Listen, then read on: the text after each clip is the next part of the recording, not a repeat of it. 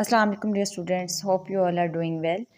Our chapter number is 6, Work and Energy, and our today's topic is major sources of energy. As we have already discussed about the main and the major sources of energy that were coal, oil, and natural gas. We are familiar with the production of coal, oil, and natural gas and their uses in our daily life. So, in the today's lecture, we are going to discuss some other sources of energy. The sources of energy that we have already discussed are the non-renewable energy sources. But the sources that we are going to discuss today's lecture are the renewable energy sources. In this lecture, you will also be able to know about the differentiate between renewable and non-renewable energy sources. So, let's start the lecture. So the first source of energy is from the solar cells. First of all, we should know that what are solar cells. So we can say that solar cell is an electrical device that converts the energy of light directly into electricity.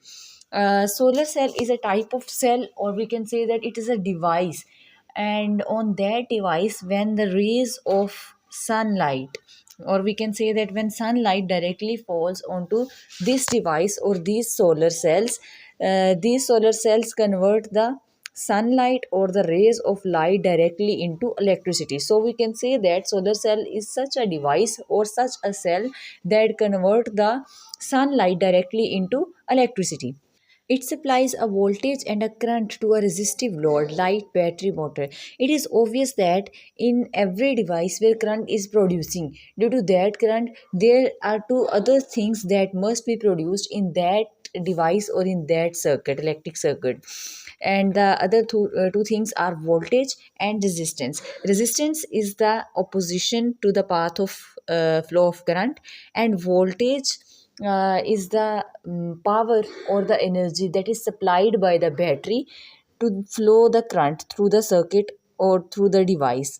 So the third point is it is like a battery because it supplies DC power. Solar cells directly convert the rays of sunlight into electricity, and that electricity is used by us to do our different useful tasks in the absence of light, or when there is load shedding, so we can use these solar cells as a source of energy to meet our needs. The second source of energy is water energy. So how we can get energy from water?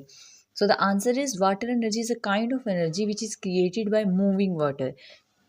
As we all know that moving water possesses kinetic energy, and that sort of energy, how it is helpful to meet our daily basis needs. So the energy is a kind water energy is a kind of energy which is created by moving water. When the water is moving and we can utilize that moving water in a proper way, the energy that is produced is a water energy. Water energy comes indirectly from solar energy. The sun heats the surface of oceans and lakes, causing water to evaporate. This water then turns into clouds and falls as rain, which feeds streams and rivers across the world. The energy in the water as it travels to the sea can be used to produce electricity.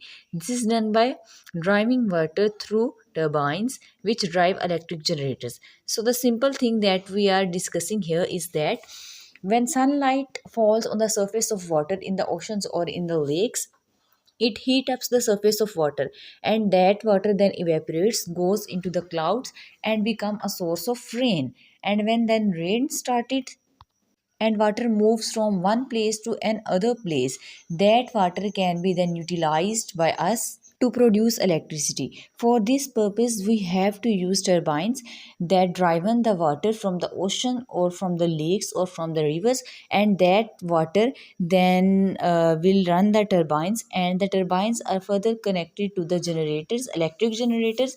Due to the movement of turbines, these electric generator moves, and the motion of these electric generator produces electricity. So we can say that we can get energy from the water, and it is a source of production of electricity at a very cheap rate. Hope you have enjoyed the lecture. Take care. Allah Hafiz.